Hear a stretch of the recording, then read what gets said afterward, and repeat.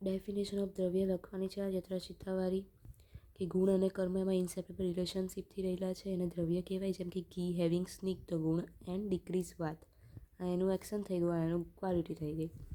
પછી ગુણનું સ્ટાર્ટિંગ કરી અને ટાઈપ્સ પૂછ્યા ને 5 માર્ક્સમાં, તો એની પહેલાં આ ડેફિનેશન લખવાની કે સંવાયતું નિશ્ચિષ્ટ કારણ ગુણ that which has inseparable relationship with matter but does not have its own action. એ એના કર્મ સાથે રિલેશનમાં છે પણ એનું ખુદનું એક કર્મ નથી, એ ગુણ કહેવાય. જેમ કે એક્ઝામ્પલ, સ્નિગ્ધ ગુણ in ghee leaves in the separably but સ્નિગ્ધતા it self does not have any action but what સામન action is done by the ghee. સ્નિગ્ધતા એ કોઈ એક્શન નહીં બતાવતું, પણ જે ઘી છે એ બતાવે છે કે એ વાત સામક છે એમ. ખાલી યાદ રાખવાનું કે ડિસીઝ માટેના 3 કોઝ કયા છે, તો કે કાલ, બુદ્ધિ અને ઇન્દ્રિય. બરાબર. પછી એક આ વ્યાધિ આશ્રય, એટલે કે 2 પ્લેસીસ વેર ડિસીઝ ઓકર. 2 જગ્યાએ આપણા ડિસીઝ થાય છે, એક તો શરીરના અને એક મનને. તો કે આશ્રય ઓફ વ્યાધિ એઝ વેલ એઝ સુખ ડિપેન્ડેડ ઓન શારીર એન્ડ સત્વ. આપણા શરીર અને માઇન્ડ પર છે. સમયોગ ઓફ કાલ, બુદ્ધિ એન્ડ ઇન્દ્રિયાર્થ ધ કોઝ ફોર સુખ. એટલે આપણે આગળ કીધું કે કાલ, બુદ્ધિ અને ઇન્દ્રિયનું સંયોગ પ્રોપર યુટિલાઇઝેશન હોય તો એ આપણને સુખ આપશે, બટ એનું ઇનપ્રોપર યુટિલાઇઝેશન હશે ને તો એ આપણને દુઃખ આપશે. પછી આ આત્માની ડેફિનેશન છે. નિર્વિકાર પરસ્ત્વ આત્મા સત્વભૂત ગુણ ઇન્દ્રિયે ચૈતન્ય કારણમ નિત્ય દ્રષ્ટા પશ્યતિ ક્રિયા. એટલે આત્મા ઇઝ ધ નિર્વિકાર, a devoid of the all deformities છે અને એન પર શ્રેષ્ઠ સૂક્ષ્મ છે, એકદમ સુપિરિયર છે બધા કરતાં.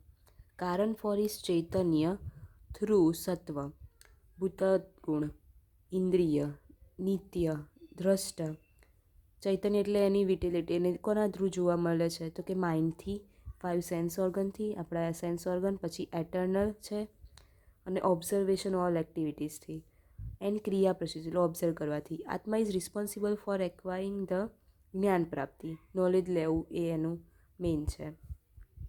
પછી શારીરિક ને માનસિક દોષ કયા છે, તો આ શ્લોક કરવાનો. વાયુ પિત્તમ કફશ્ચ ઉત્ત શરીરો દોષ સંગ્રહ. વાત પિત્ત કફ શરીરના દોષ છે. માનસ પુનરુદ્દિષ્ટો, મનના કયા છે, તો કે રજશ્ચ તમ એવ ચ. બરાબર. તો અહીંયા પછી આપેલું છે કે શરીર દોષ કેન સક્સેસફુલ ટ્રીટ. શરીરના દોષ કેમના ટ્રીટ કરવાના, તો કે દૈવ વ્યપરાશય ચિકિત્સાથી, રિલિજિયસથી અને યુક્તિ વ્યપરાશયથી. પછી માનસિક દોષ શાંતિ ટ્રીટ કરવાના, તો કે જ્ઞાન, વિજ્ઞાન, ધૈર્ય, સ્મૃતિ, સમાધિ થ્રુ. હવે અષ્ટાંગમાં જે રીતે વાત પિત્ત કફ દોષના ક્વોલિટીઝ આપી હતી એ રીતે ચરકની બી છે, એ થોડા અલગ હશે. તો આ શ્લોક કરવાના છે. વૃક્ષ શીતો લઘુ સૂક્ષ્મ ચલો અથ વિશદ ખર વિપરીત ગુણે દ્રવ્યે મારુત સંપ્રશામ્યતિ. એટલે કે વાત દોષ શું ધરાવતું વૃક્ષ, એટલે કે રફ, શીત એટલે ઠંડુ, લઘુ એટલે લાઇટ, સૂક્ષ્મ એટલે માઇન્યુટ, ચલ એટલે ચાલતું મોબાઈલ, વિશદ એટલે નોન સ્લીમી, ખર એટલે રફ. એગ્રીવેટેડ વાત દોષ balance by the medicine with વિપરીત ગુણયુક્ત દ્રવ્ય ઓપોઝિટ ટુ ક્વોલિટીઝ. આ છેલ્લી લીટીનું શું મિનિંગ છે કે જો બગડેલો વાયુ જે છે એને સુધારવો હોય તો એના ઓપોઝિટ ગુણવાળી મેડિસિન દેવાની. હવે પિત્ત દોષ, તો પિત્ત દોષમાં બી એવું કે સસ્નેહમ ઉષ્ણમ તિષ્ણમ ચ દ્રવ અમ્લમ સરમ કટુ વિપરીત ગુણે પિત્તમ દ્રવ્ય રાશુ પ્રશામ્યતિ.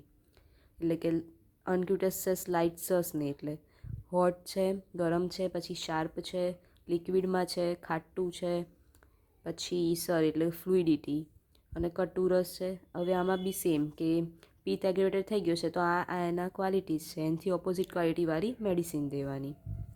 કફ દોષ ગુરુ શીતમ મૃદુ સ્નિગ્ધમ મધુરમ સ્થિર પિચ્છિલા શ્લેષ્મણમ પ્રસન્નમ યાંતિ વિપરીત ગુણે ગુણા. ધ ક્વોલિટીઝ ઓફ કફ દોષ હેવી છે, ઠંડુ હશે, સોફ્ટ હશે, પછી સ્નિગ્ધન ક્યુટસ હશે, ઓઇલી, સ્વીટ, ઇમોબાઈલ હશે, સ્લીમી હશે. અને આ બી કે કફ એગ્રેવેટેડ થાય તો એની મેડિસિન કેવી દેવાની, આના ગુણથી વિપરીત. સાધ્યવાદીની ટ્રીટમેન્ટ આપી છે. એમાં શું આપ્યું છે કે ભેષજ મેડિસિનથી વિપરીત ગુણ્ય મેડિસિનથી ટ્રીટ થઈ શકે અને પ્રોપર દેશ, માત્રા એન્ડ કાલ હોય ને તો જે સાધ્ય વ્યાધિ ટ્રીટ થઈ શકે.